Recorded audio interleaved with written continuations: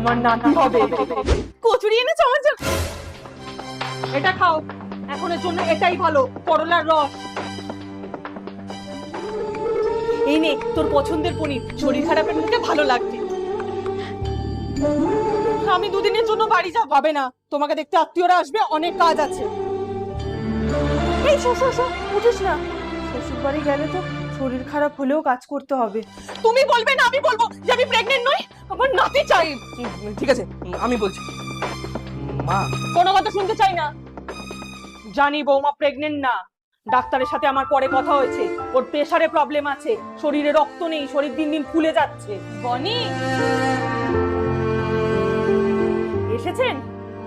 আত্মীয়। তোমার বাড়িতে বাবা যায় কাজে, মা একা, কোনো অসুবিধা হলে কে সামলাবে? তাই 1-2 সপ্তাহের জন্য এখানেই ডেকে নিয়েছি।